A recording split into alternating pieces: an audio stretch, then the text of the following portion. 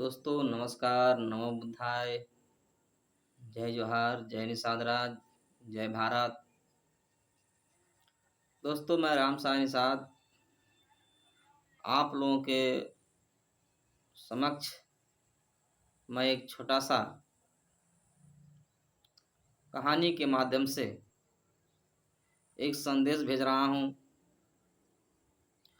हमको आशा है, उम्मीद है कि आपको यह मेरी बात, यह कहानी आपको अच्छा लगेगा और सुझाव भी मिलेगा। कथा इस प्रकार है कि एक देश में एक बनिया अपना दुकान चलाता था।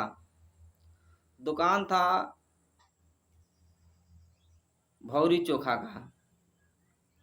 वह दुकानदार प्रतिदिन भौरी चोखा चौराहे पर लगाता था। उसका एक प्लेट का दाम था 5 रुपया। एक 5 रुपया में वह बनिया एक प्लेट भौरी चोखा लिट्टी बाटी देता था। धीरे धीरे उस बनिए के पास, उस दुकानदार के पास ग्राहक ज़्यादा होते गए और उसका बिक्री ज़्यादा बढ़ता गया। तो कुछ दिनों के बाद बनिया के मन में आया कि इसका दाम क्यों न बढ़ा दिया जाए। तो बनिया ने सोचा कि यदि हम दाम बढ़ाते हैं तो ग्राहकों में आक्रोश आएगा, हल्ला दंगा मचेगा, हाहाकार मच जाएगा। अब इस बात को लेकर के बनिया के दिमाग में मंथन चलने लगा। कुछ समय के बाद एक और बात उसके दिमाग में आया। बनिया ने सोचा, दाम बढ़ाने से पहले हम जिस राज्य में रहते हैं उस राजा से अनुमति ले लें, नहीं तो राजा जान जाएंगे तो हमको कड़ी से कड़ी सजा जो कि दे सकते हैं। इसलिए सजा से बचने के लिए मैं सबसे पहले राजा को सूचित कर देता हूँ। बनिया ने अपने दिमाग में विचार बैठा करके राजा के पास राज दरबार में गया और नमस्कार बंदगी किया। उसके बाद अपना बात रखा, कहा, महाराज, मैं आपके देश में, आपके राज्य में एक ठेले पर लिट्टी भाटी चोखा भौरी का दुकान लगाता हूँ, जिसको मैं 5 रुपया प्लेट बेचता हूँ, जिससे हमको व्यापार में घाटा लग रहा है। मैं चाह रहा हूँ कि आपकी अनुमति से, आपके आदेश से इसका दाम 30 रुपया कर दिया जाए। यदि आपकी इच्छा हो, आपकी आदेश हो, तो मैं इस 5 रुपया की जगह मैं 30 रुपया में बेचूं। तो राजा ने कहा कि भाई यदि ऐसा करोगे तो देश में हाहाकार मच जाएगा।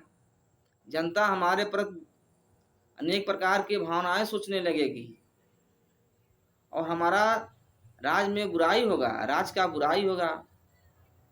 लेकिन चलो फिर भी कोई बात नहीं है, जनता को हम डील कर लेंगे, समझा बुझा लेंगे। राज तो मेरा है, इस देश का मालिक मैं हूँ, इसलिए मैं सबसे बड़ा हूँ। तो उन्होंने आदेश कर दिया, कहते ठीक है, जाओ, अगले दिन से तुम 30 रुपया प्लेट बेचना।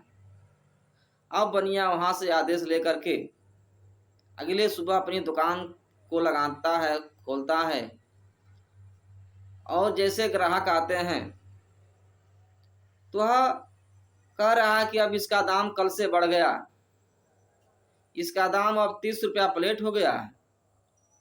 जब ग्राहक सुनते थे तो अपने मन में अनेक प्रकार के बातें, अनेक प्रकार के प्रश्न, क्वेश्चन उस बनिए से करते थे। ऐसे करते करते बनिया भी परेशान हो गया था। अब किसको किसको वो जवाब दे, किसको किसको समझाए। लेकिन फिर भी कहा, चाहे जो भी कुछ हो जाए, हम तो महाराज से परमिशन ले चुके हैं, मैं 30 रुपया से कम नहीं बेचूंगा। अब 1 से 2 दिन बीता। अब सभी ग्राहक एकदम परेशान हो गए, हाहाकार मच गया। उसके बाद सभी ग्राहक ने सोचा कि हम लोग राजा के दरबार में चलें, राजा के पास चलें, राजा से कहें, महाराज आपके दरबार में, आपके राज्य में एक बनिया है जो जो लिट्टी चोखा भौरी का दुकान लगाता था और 5 रुपया प्लेट बेचता था, लेकिन आज वह 30 रुपया प्लेट बेच रहा है। हम लोग गरीब आदमी हैं, मजदूर आदमी हैं, हम लोग 30 रुपया नहीं दे पाएंगे। यह आपके देश में अत्याचार हो रहा है, आपका बहुत अपमान हो रहा है। इसलिए हम चाह रहे हैं कि उस बनिया को कहिए कि उसका दाम को कम करे। राजा ने सोचा, भाई आदेश तो हम ही दिए हैं, और यदि हम घटाते भी नहीं हैं तो जनता हमारे प्रति विद्रोह कर देगा, मेरा मन हानि होगा। तो अब राजा के दिमाग में आया, कहा ठीक है, बनिए को राज दरबार में बुलाया जाए। महाराज आदेश करते हैं, अपने सैनिक कहते हैं, सैनिकों जाओ बनिए को राज दरबार में पेश करो। सैनिक जो है कि उस बनिए के पास जाते हैं, कहते हैं, बनिया सेठ चलो, तुमको राज दरबार में पेशी होना है, महाराज तुमको बुलाए हैं और जनता वहां पर एकदम तुम्हारे विरोध में नारा लगा रही है कि तुम अपने लिट्टी चोखा भौरी का दाम बढ़ा दिया है, इसलिए महाराज तुमको बुलाए हैं।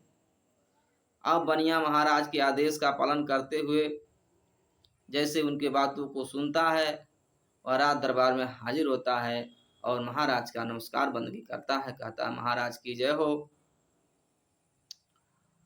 उसके बाद महाराज बनिए से कहते हैं, बनिया तुमने लिट्टी का दाम कितना बढ़ा दिया, देश में जनता परेशान हो गई, गरीब परेशान हो गए, इसलिए एक काम करो, तुम अपने लिट्टी चोखे का दाम अब तुमको 30 रुपया में नहीं बेचना है, अब तुमके आधे रेट में बेचना है, यानी कि 15 रुपया प्लेट बेचना है। जैसे ने राजा आदेश करते हैं कि जाओ, आज के बाद से उस भोजन का दाम 15 रुपया प्लेट हो जाएगा। अब सभी जनता महाराज की जय हो, महाराज की जय हो, जय जयकार लगाने लगा कि महाराज के आदेश से उसका दाम घट करके 15 रुपया हो गया, यानी कि हाफ रेट हो गया। इसलिए महाराज हम लोगों के लिए बहुत अच्छा किए। लेकिन वह जनता नहीं समझ पाई कि वह महाराज का ही आदेश था कि 30 रुपया प्लेट बेचता था। अब इधर जनता भी प्रसन्न हो गया, खुशी हो गया कि महाराज हमारे हित में काम कर दिए, और उधर बनिया भी प्रसन्न हो गया कि महाराज हमारे हित में काम कर दिए। 5 रुपया की जगह अब हमको 15 रुपया मिल रहा है, तो क्या दिक्कत है, क्या परेशानी है।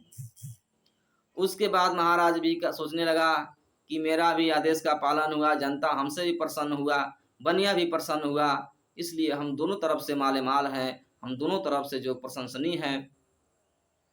ठीक उसी प्रकार से यह भारत का जो जनता है, भारत का जो नागरिक है, आज कुछ वर्षों बाद जो गैस सिलेंडर का दाम 300 रुपया, 350 मिलता था, 400 में मिलता था, आज उसी गैस का दाम 1100 रुपया हो गया, 1200 रुपया हो गया है।